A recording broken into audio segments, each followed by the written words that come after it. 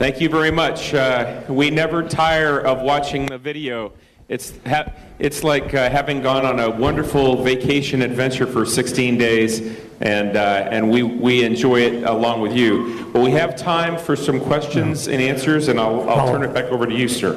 First, gentlemen, let me thank you for guiding us into the fantastic world of space, I think, and you saw it. It's an extremely impressive event, and we are quite thankful that you are here. Let me, Colonel Finkel, let me make one comment. You mentioned that you are from the U.S. Air Force, and you were not quite sure how the Navy pilots would be able to act. You know that Roberto Vittori got an education also with the Navy, as far as I know it. So, that's why I said it, because you never know how he is going to react. But I think by heart he probably is a European Air Force guy anyway, so don't worry too much about it. Meine Damen und Herren, well, let me make one other comment. You were the first crew which came to the station, and after it is completed, totally completed, and you mentioned it, one of the pictures is quite impressive. Maybe I'll explain it a little bit in German just. Meine Damen und Herren, Sie haben gesehen, das war das erste Mal, dass die Raumstation völlig fertig und komplett war. Und das Bild ist einmalig. Sie haben das ATV, das nennt sich Automatic Transfer Vehicle, was von den Europäern gebaut ist, was immer für den Nachschub benutzt wird. Unfortunately, the ATV, and now I'm getting a little bit political, does not have any download. We just have upload. So, mit anderen Worten, wir können nichts runterbringen. Das Spektrometer, es wäre schön, wenn man das mal irgendwie wieder runterbekommen könnte. Also ATV war dran, dann die Endeavour war dran, das europäische Modul war dran, ist dran, das japanische Modul ist dran, also die Station ist komplett. Und als solches war das hier die erste Mission, die das zeigen konnte. Well, you agreed to answer questions, so I'm sure there are lots of questions and we could spend almost all day. Aber wir sollten jetzt für Fragen hier offen sein und bitte fragen Sie auch in Deutsch. Ich werde versuchen, das einigermaßen zu übersetzen. Also, the floor is open, wie das so schön heißt. Wer traut sich, die erste Frage zu stellen? Ja, bitteschön. Sie bekommen ein Mikrofon, dann kann man das laut machen. Meine Frage ist eigentlich ganz einfach. Und zwar wollte ich gerne wissen, wie man überhaupt Astronaut werden kann. Okay, I guess the question is understood even in German. How do you become an astronaut? I tried to explain a little bit, or talk a little bit about your education, but still that doesn't indicate how you become an astronaut. Who wants to answer the question? Well, I'll try to answer that because I guess I'm the only non-military astronaut here, and I suspect most of you are not pursuing a military route. If you're interested in being an astronaut, though you may. As a scientist, I have a PhD in seismology, so I'm an earth scientist by training. And the way that we become astronauts in the U.S. is through a simple application process after a long period of studying and advanced degrees. But for the United States anyways, we look for typical operational experience, hands-on work like many of you do in physics and engineering, and then an application process that occurs between every 2 to 5 years. ESA, I think the selection process is similar, and there are applications occasionally. I take the opportunity to do some advertisements. www.esa.int. There is a specific section for astronauts. The most recent selection was in 2009, and the cycle is about 10 years. So you could be in the right age range for the next opportunity, and we need to find another program as important as the International Space Station. And I need to say, I need to make a comment. The images that you have seen on the International Space Station, that has been a huge effort, lasted about 10 years. And I am proudly ESA. In ESA there are many nations. I need to admit that Germany has been the most important driver to set the success of the European contribution to International Space Station. Thank you very much, Roberto. Well, you should know that Germany is contributing 42% of the European contribution to the space station, and we are continuing to do so. But again, I'm getting into a political. To become an astronaut, there are some other boundary conditions.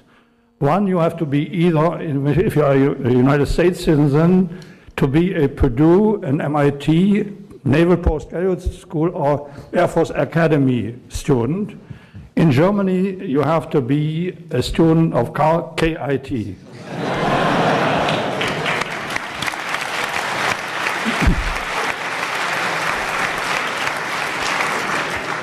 There was another question. Yeah, right. No. Okay, then. So looping around the ISS, how long did that take in reality? And was that planned, or was that just an idea? Oh, let's go around and see it from the other side. And same question for the shuttle view of the approach of the ISS. How long did that take in reality? What's the speed up factor? About the Soyuz landing, what do you have to do? It looks pretty brutal. What do you have to do to get this on Earth? Take that bus and drive it over a 5-meter cliff, or what? And to the spectrometer, what limits the magnetic field? Okay, I'll answer the Soyuz question first. It's simply like this. Here's how the Soyuz lands. Ask him. He did it. No, no. The fly around is what you're talking about. At the end of the video, you see a fly around. Now that's sped up. That whole process is about 45 minutes. And so we undock in about 20 minutes or so after we move out to about 150 meters. I'm sorry, 150 meters. Not that far. And then we, for about 45 minutes, fly all the way around the space station to document the various angles, as you said, before departing for good. And then as the rendezvous, we talked about, you saw the photograph over Germany. The rendezvous takes a little bit longer because we spend a little bit more time preparing ourselves for getting up to that point. We do a flip around where we inspect the underside, the heat shields of the shuttle before we attach ourselves to the front of the space station. So that's about a 5 or 6 hour process, starting from very high closure rates until just prior to attaching to the space station. We're only going about 3 centimeters per second, so pretty slowly. I guess that's it. You want to talk about the Soyuz? We answered. Okay, we answered your question about the Soyuz. This thing. Okay. Okay. Okay. Well, I'm very much honored to be here. I'm an aerospace engineering student at the University of Stuttgart, and I have 2 questions. The first one will be, well, the shuttle program is over. What is NASA thinking about the space elevator, or is it a plan to keep up with the Soyuz plan, or what's the big plan? Also vielleicht habe ich mal gerade die Frage, ich merke das, also die Frage ist, wie geht es jetzt weiter mit Ja, genau. Raumstation? Ja, okay. So space elevators, a great idea, but we do not have a material yet that we can mass produce that will be strong enough to go up so high. I mean, space elevators need to go up like 40,000 kilometers into space, and we don't have a material yet that's strong enough. That's where you students come in. Between the physicists and the engineers, you can figure out something and build us a nice space elevator. Yeah, you wait. Our generation, we built the internet. Now you guys can build something.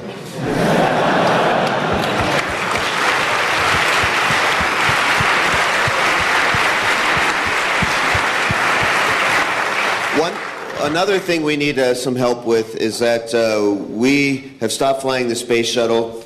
Like the professor said, we have mixed feelings about that.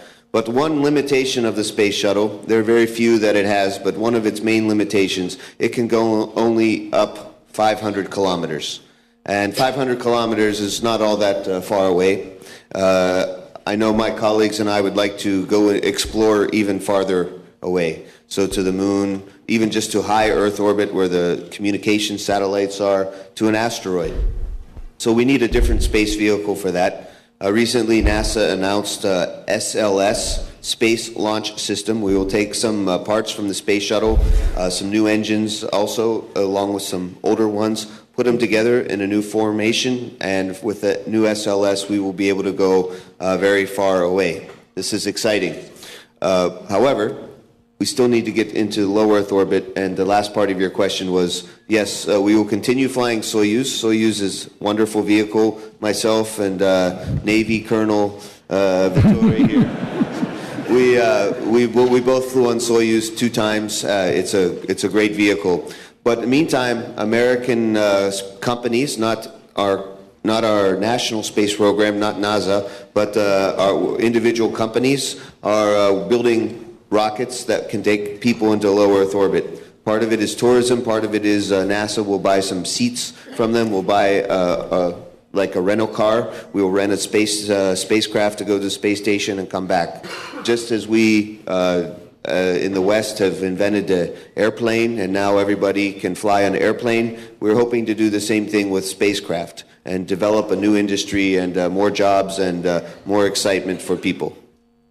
Well, but the next vehicle will probably not be a winged one, but it will be more closely related to the Apollo structure. Yes, the capsules are very efficient, very efficient.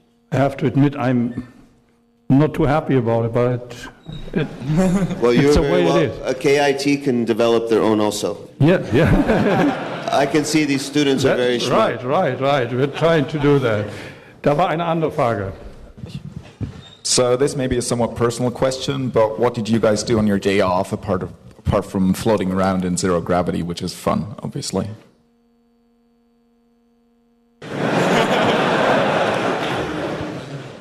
I did not have any day off, but fine prints for Colonel Fink. It should be a Navy captain, not Navy colonel. And second, that's just between me and you, but did we build the internet or the International Space Station? The day off, no, I don't remember doing one day completely off, but we did get some time off, and my personal objective was silence, to take a good picture, okay? Sounds a very, very easy task, but it is not. And I am not a photographer, okay? I barely know how to push the button, and I usually get that wrong too. But when I got to space, I thought that some of those, something of the view were absolutely incredible, especially at night. So I tried in the 16 days that I had the space to make up for the huge gap between me and the camera, and trying to make a picture of the sky at night. And the one that you have seen is during the presentation is one of those. Unfortunately, it's not mine, but I spent a lot of time trying to capture the beauty of the universe from the station. Well, but, I think you're probably a physicist, aren't you? No, not? Okay. Because there was this big discussion, primarily in Germany, and I'm not quite sure. There may be different opinions here on what it's good for. The station, maybe Dr. Feustel would answer a little bit more to that question. The question of what we did on our day off? Yeah, no, and what it is good for, because physicists only were convinced after the Hubble telescope was fixed that the shuttle is something, or is worth its money. But Dr. Feustel, maybe. Well, it's almost an impossible question to answer in a minute because there are so many possible uses for the space station, and I think many of its uses are yet undiscovered. But certainly right now it's a platform for an alpha magnetic spectrometer. We've been performing experiments, medical, biological, material science, for the last 10 years on the space station. It fundamentally serves as a platform for us to learn how to live off of this planet. And that's important because as a human species, at least we all believe, and I hope some of you believe as well, that humans have to have the ability to explore, to live off of this planet, and to have our species be able to live further than what our life expectancy or the reality of it is on this planet Earth. Single planet species do not last forever, and right now we are a single planet species. So it's not going to be our lifetimes, I don't think, although it's possible that we need to worry about the inability to stay on this planet, but potentially generations to come, our humans will need to be able to live off this planet, and the International Space Station is just the start of us developing that capability. We've only been at space exploration and human spaceflight for 50 years. It's insignificant in the terms of any program and even our lifetimes and our existence. So we're just getting started. We're at the infancy of the program, and the space station is just a start. Okay, next question. It's very difficult to see where are our mics. Okay, fine. So my question is, do you like science fiction, and what is your favorite one? Oh, we have an actor here, so... I think we all enjoy science fiction, and what I really enjoy about science fiction, it opens up the human mind to think of the possibilities. But we at NASA, we at the DLR, we take these imaginings and we make them for real. That is what's really exciting about our job. That's what's really exciting. What makes me excited to be an engineer and to be a scientist is that you can imagine something and then you can make it into reality. So for my year aboard Space Station, not on this mission but previous missions, I had to teach NASA what electronic books were, because previous crew members would bring up 1 or 2 books. I read about 75 books. Mostly science fiction while I was in my free time, and so we could not afford to send up 75 real books, so I read a lot of electronic books while I was up there, and I have many favorite authors. And again, I'm just very amazed that human beings, we can imagine everything and we can then build it. Okay, thank you very much. I think we should come to one of the last questions. One last question, please. On the pictures of the spacewalks, I didn't see any ropes or cables going from you to the station. Were you in any danger of floating away, or were you secured, or do you have a propulsion system with you? We are always in danger. It's very scary.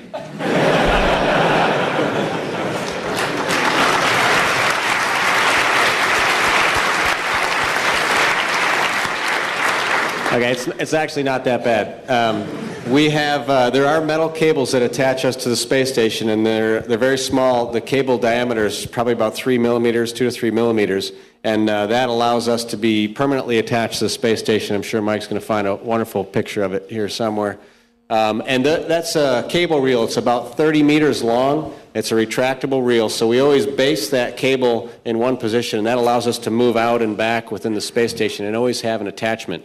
Now, I will say that it's very bad form and technique to let go of the space station, because if you let go or push yourself off, then you end up reeling out the 35-meter cable until it's fully expanded, and then the cable pulls you back because it's a spring-loaded reel. And when you come back towards the space station, if you're facing backwards or out of control, you're likely to hit something and cause damage either to yourself, the spacesuit, or part of the space station. So although we're always attached, we never let go. That's the fourth thing that you do outside is you never let go, the three others I mentioned.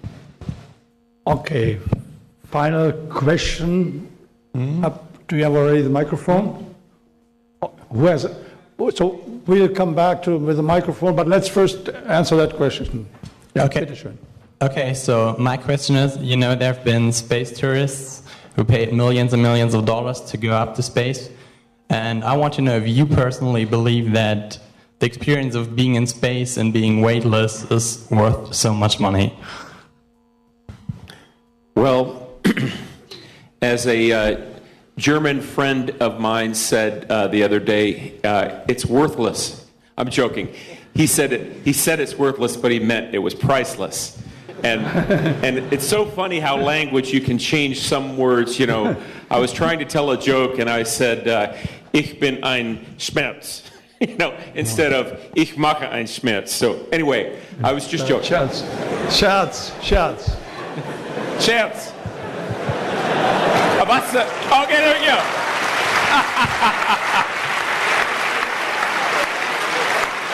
Okay, so there you have it. I proved my point.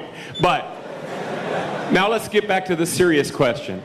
And the serious question is about space tourism. And I believe that space tourism will have a place in our future. If you think about airplanes and how they evolved over the last 100 years, airplanes were a novelty in the 1930s, and only the very rich would fly on airplanes. And although the relative magnitudes between what tourists would spend on airplanes then and what tourists, the very, very, very rich tourists of space spend now, it's a similar analogy. And as we get cheaper and better and faster in our space vehicles, which we will do, which you will do, and what your children will do, space tourism will get less expensive. However, your second part of your question is the cost of our experience up there worth the 20-30 million euro price tag that a lot of the space tourists have paid to go up there? And I'd say much, much more. And the reason is because the space tourists, they're doing something that they're experiencing themselves, and they're sharing with their groups, whether it's a company or their organization or their family, or and also for their personal enjoyment. But we are actually representing everybody on the planet, and we're just the lucky few who get to go there and experience space and build on our ability to learn from space. Because space is a natural frontier. It's the next unknown. We were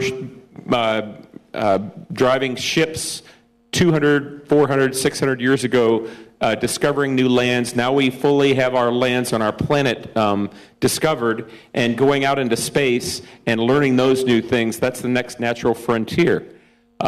We've also gone deep into the ocean. That's another thing we could do. We can go deep inside of our Earth.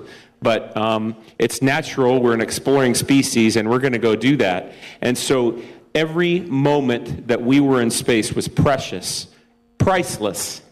And so I think it's worth every penny.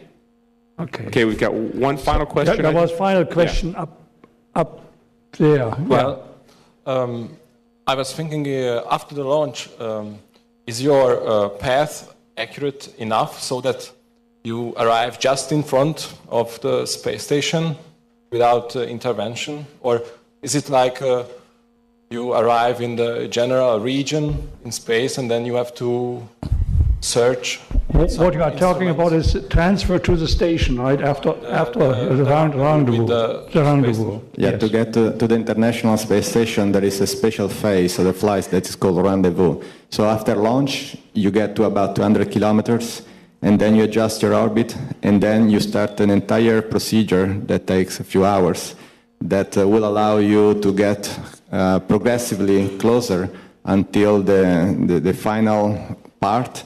the contact between the shuttle and the International Space Station. What is absolutely incredible is the way we do it. And what is impressed me is not so much the initial part as the final part.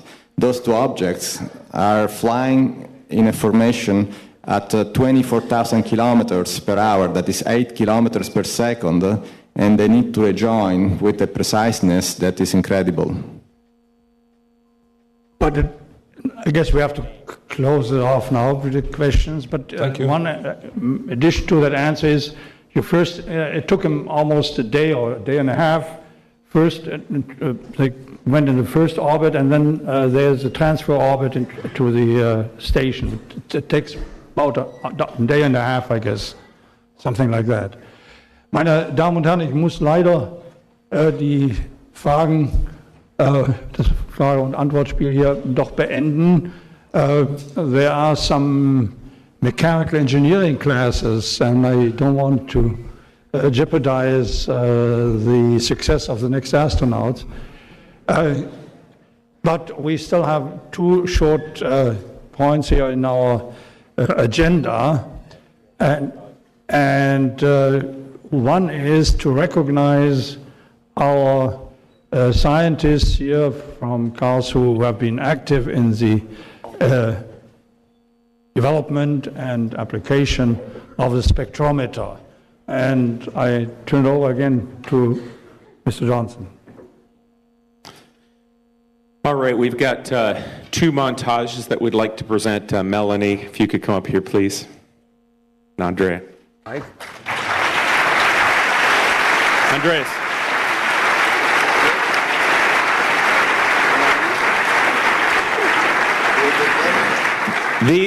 These two students have contributed greatly to the success of the AMS. We've been working together for several years now, and we're very pleased to be back where they started.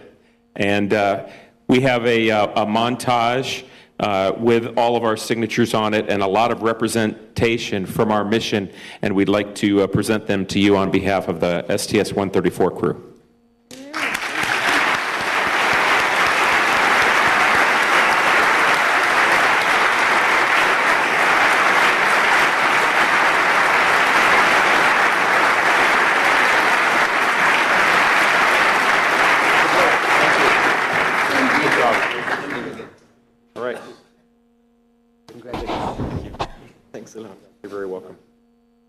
Also, we would like to present, which is the first montage, to the university.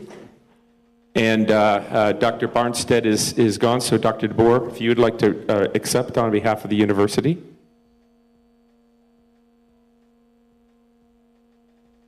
Presented to the University of Karlsruhe on behalf of our crew. I'd like to explain a little bit about the montage. This is an American flag, U.S. flag.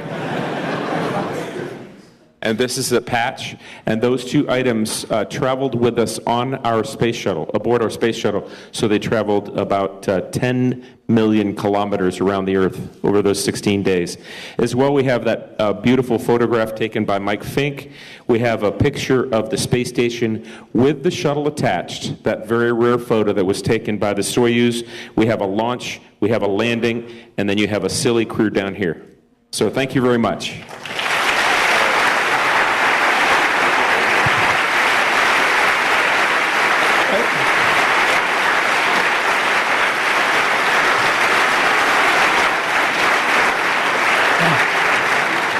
Well, if you just wait, before we come to the quiz, the photographers, I want to just take a picture right and with the audience, so we should turn around.